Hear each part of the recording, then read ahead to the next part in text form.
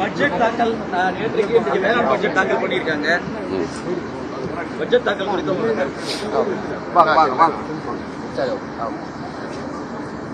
இது திமுகவினுடைய தேர்தல் அறிக்கையை தான் நான் பார்க்குறேன். இதில் புதுசாக ஒன்றும் இல்லை. இப்போ சில இதை நான் உங்களுக்கு சொல்கிறேன் பாருங்க. 21 இந்த சிங்கார சென்னை இந்த கூவத்தை சுத்தம் பண்ணுறதுன்னு ஒரு நிதிநிலை அறிக்கையில் நிதியை ஒதுக்கி சொன்னாங்க. 23 அப்போ நிதியமைச்சராக இருந்த மதிப்புமிக்க ஐயா பழனிவேல் தியாகராஜன் அவர்கள் இது படித்தாங்க. இப்போ 24 இப்போ இருக்கிற நிதியமைச்சர் ஐயா தங்கந்தனரசு படித்தாங்க. இப்போ 25-26க்கான நிதிநிலை அறிக்கையிலையும் அதே இது ஏதாவது நிறைவேற்றதா இருக்குதா பாருங்க. அதே அறிவிப்பு தான். இன்னும் நீங்க பாத்தீங்கன்னா நொய்யல் ஆறே முடிஞ்சிருச்சு, கொண்டுட்டாங்க எல்லாம். சாக்கடை தண்ணியாக்கி சாயக்கழிவாக்கி நிறுத்திட்டாங்க. ஆனா நொய்யல் அருங்காட்சியகம் ஒன்று வைப்போம் அப்படின்னு அதுக்கு ஒரு நிதினா, ஆறே கொண்டுட்ட பிறகு என்ன அருங்காட்சி வைப்பீங்க? அங்க நாவல்னு ஒரு அருங்காட்சி வைப்போங்கிறீங்க, சரி. கடற்கரையில் வைப்போங்கிறீங்க இந்த இதில்.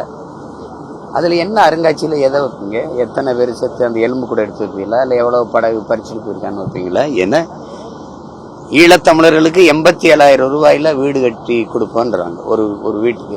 மனச்சான்றோட சொல்லுங்க, கழிவறை கட்டுறதுக்கே 2.5 லட்சம் ஆகுது. ஆனால் உங்கள் அப்பாவுக்கு நினைவிடம் எவ்வளவு எத்தனை கோடியில் கட்டினீங்க? குறைஞ்சது 200 கோடி இருக்கும். நீங்கள் சொன்னது 88 கோடி அப்படின்னாலும்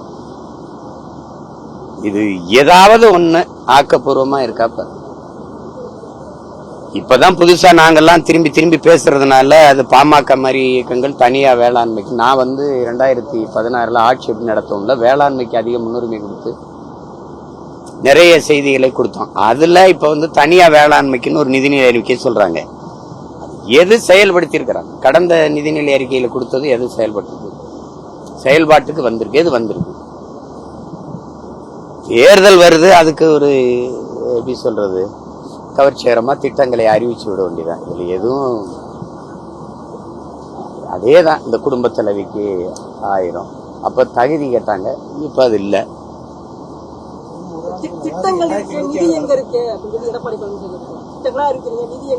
அது ஐயாட்டையும் தான், நம்ம அது ஐயாட்டையும் தான் கேட்கணும்.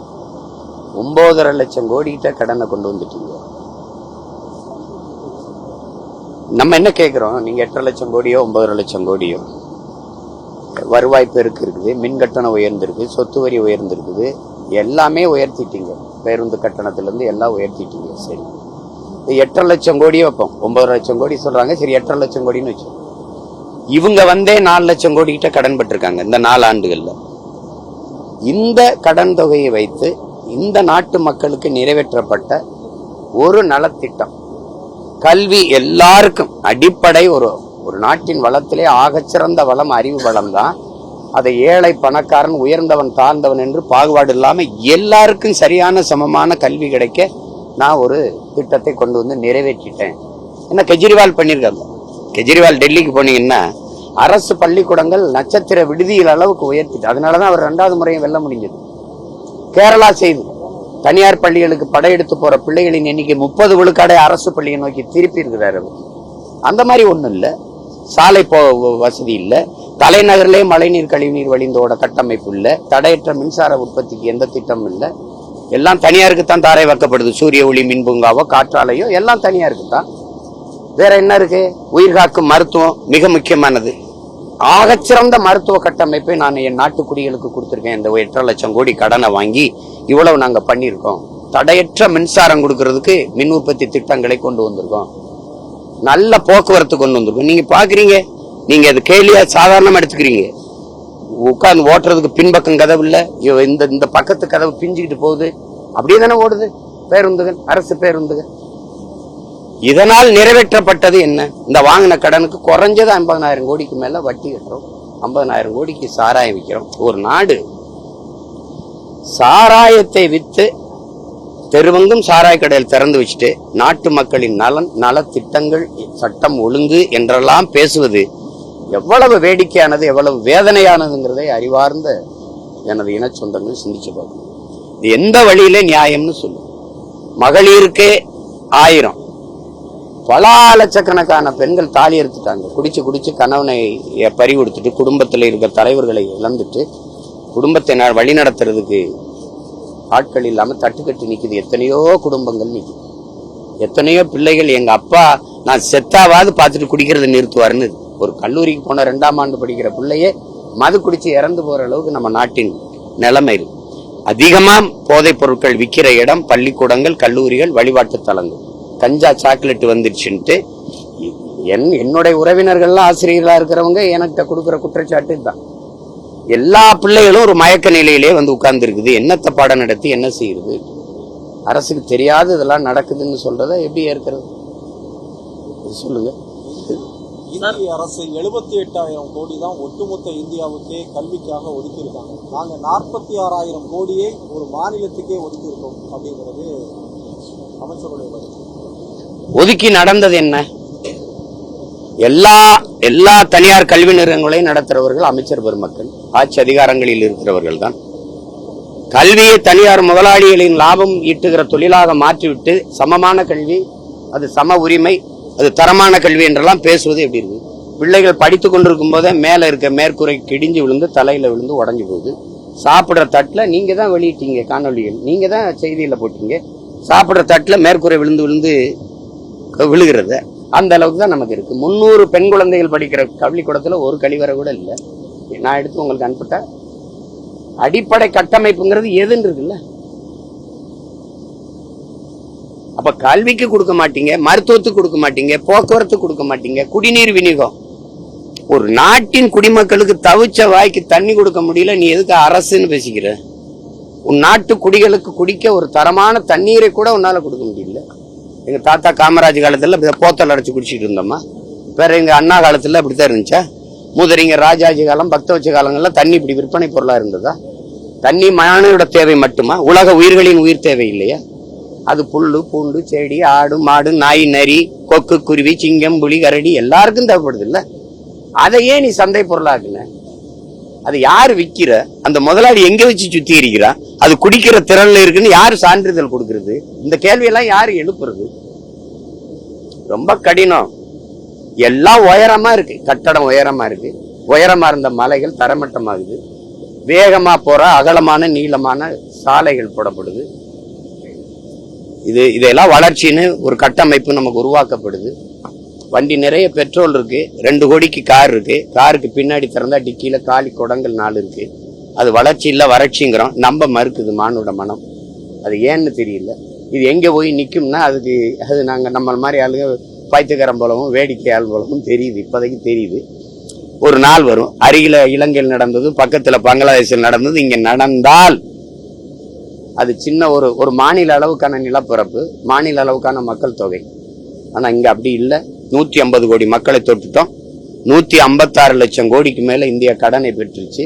தமிழ்நாடே அதுல 10 லட்சத்தை ஐயா ஸ்டாலின் அவர்கள் இறங்கும் போது 10 லட்சம் கோடியா வந்து நிறுத்திடுவார். அமைச்சர் செந்தில் பாலாஜி வந்து சட்ட ரீதியா சந்திப்போம் அப்படின்னு நடக்கவே இல்லை. எந்த தகவல் அறிக்கை சொல்றாங்கன்னு தெளிவா சொல்லவே இல்லை.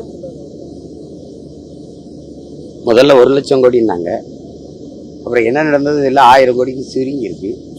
இது சட்ட ரீதியா சந்திப்போங்கிறாங்க. ஒரு துறையில் போத்தல் வித்தது 1000 கோடிங்கிறாங்க. உலகத்துக்கே தெரியும் 10 ரூபா போத்தலுக்கு மேல வித்தாங்கன்னு, நள்ளிரவுல விற்கிறாங்கன்னு தெரியுது. முதல்ல ஒரு வரையறை இருந்தது. 12 மணிக்கு திறந்து இரவு 10 மணிக்கெல்லாம் மூடணும்னு ஒரு வரையறை இருந்தது. இப்ப 24 மணி நேரம் விற்கப்படுது. எல்லாருக்கும் தெரியுது.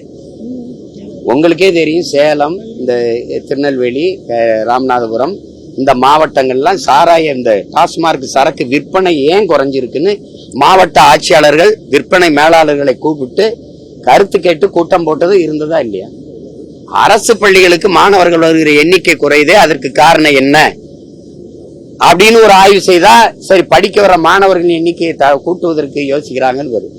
குடிக்க வர மக்களின் எண்ணிக்கை குறையுதே, அதுக்கு காரணம் என்னன்னு கேட்டா அந்த மாதிரி ஆய்வு செய்தா அதை எதை நோக்கி நாம போய்கிட்டு இருக்கோம்னு யோசிக்கணும். ரூபாய்க்கான எழுத்துரு ஒரு தேவநாகரி வேண்டாம் அப்படிங்கறதுக்காக நாங்க ரூபா மாத்திருக்கோம் அப்படிங்கிறாங்க. தேவநாகரிகம் அது. தேவநாகரிக எழுத்த முதல்ல கொண்டு வந்த பெருந்தகை யாரு? நீங்க கேள்வி கேட்டீங்க, அண்ணன் பதில் சொன்னல. அவங்களுக்கு இந்த எழுத்தை சேலத்தை சேர்ந்த ஒரு தம்பி, அது தெரியுது, வடமொழி எழுத்து இந்தி, அதை செயல்படுத்தின பெருமகன் யார்? தலைவர் கலைஞர் அவர்கள், அப்படிதானே? இப்ப அதை மாற்றி ரூபாய மாத ரூ, எந்த தமிழ் எழுத்து ரா ரூ இதுல தொடங்கும்? இரவே இரவுன்னு போடுவோம், ராகமே ராகம்னு வராது, இராகம் அப்படின்னு எழுதுறோம். உங்களுக்கு புரியுதுல? ரூபாய் அப்படின்னு தான் நம்ம அதை பயன்படுத்தி இருக்கோம். நம்மளுடைய காசு தான் வெள்ளக்காரனுடைய கேஸ்னே மாறி இருக்கு. அதை ரூன்னு மாத்திட்டதுனால என்ன தமிழ் ஹிந்தி ஒளிஞ்சு தமிழ் மீண்டுருச்சா? தமிழ் மீட்சிக்கு திடீர்னு தங்கை பிரியா ஒரு வாரத்துக்குள்ள நீங்க எல்லா விளம்பர பலகையிலையும் தமிழ்ல, நீங்க படம் எடுக்க உங்க நிறுவனத்து பேர்லாம் தமிழ்ல மாத்திடுவீங்களா ஒரே வாரத்துல? முதல்ல தங்கச்சி பிரியா தமிழ்ல தடுமாற்றம் இல்லாம பேசுமா? ஹெவி ரெயின் ஃபால் ஆயிருக்கு, அதானே அப்படித்தானே பேசுறீங்க? தமிழ் பேசவே வரல. யாராவது ஒருத்தர் ஒரு 5 நிமிட நேரங்கள், 5 நிமிடத்துக்கு தமிழ் பேசுங்க, தடுமாற்றம் இல்லாம பேசுங்க. இப்பதானே வந்திருக்காங்க, பயிற்சி எடுத்து பேசுவாங்க. அப்ப அப்படி இருக்குல்ல பள்ளிக்கூடத்தில் உங்கள் முதல்வர் குடும்பத்துல நடத்துற பள்ளிக்கூடத்துல தமிழ் பேசுனா தண்டம் கட்ட சொல்றீங்களா இல்லையா? எதுவும் தெரியாம நாங்க பேசுறோமா? உங்கள் பள்ளிக்கூடங்களில் இந்தி பயிற்று பாடமொழியா இருக்கா இல்லையா? ஆங்கிலம் பயிற்று மொழியா இருக்கா இல்லையா? கடைசி கேள்வி சார். தமிழ்ல பெயர் பலகை மாற்றுகிற முயற்சி இன்னைக்கு நேத்து இல்ல. ஐயா தமிழ் குடிமகன் இருக்கும்போது பெருமுயற்சி எடுத்தாரு, அதை நிறுத்தினது நம்ம ஐயா கலைஞர் தான். அதை போய் நிறுத்தினாங்க. தமிழ்ல கொண்டு வரணும்னா 2 மடங்கு தமிழ்ல 1 மடங்கு பொதுமொழி ஆங்கிலத்திலும் எழுதி வைக்க வேண்டும்னு சட்டம் கொண்டு வந்தார் ஐயா எம்ஜிஆர் அவர்கள். அவர் செயல்படுத்த முடியல, இறந்து போயிட்டார். பிறகு வந்த தலைவர்கள் அதை செயல்படுத்தல.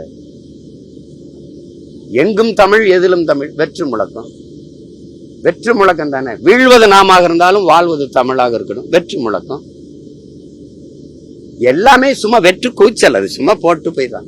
அதனாலதான் அவன் மணக்க வரும் தென்றலிலே குளிரா இல்லை, தோப்பில் நிழலா இல்லை, தனிப்பெரிதான் துன்பம் இது தமிழகத்தின் தமிழ் தெருவில் தமிழ் தான் இல்லைன்னு பாடி செத்தே போனா எங்க பாவேந்தன் பாரதிதாசன்.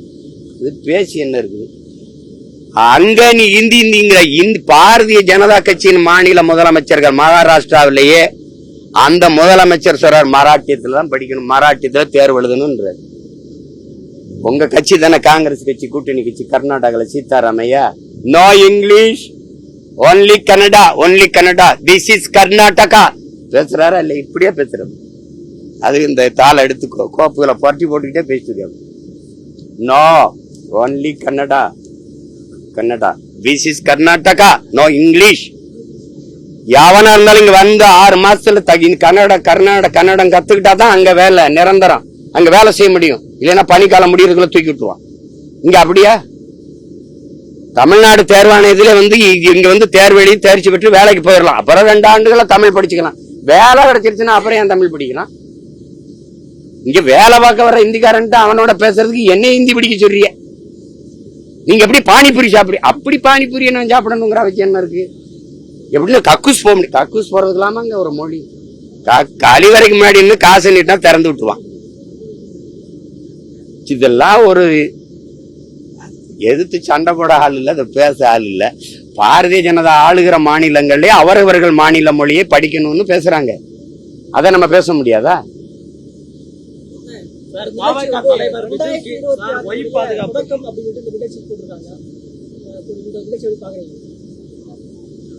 தொடக்கம்னா அவ்வளவுதான், முடிய போகுது. 2026 அது தேர்தலுக்கான தொடக்கம்.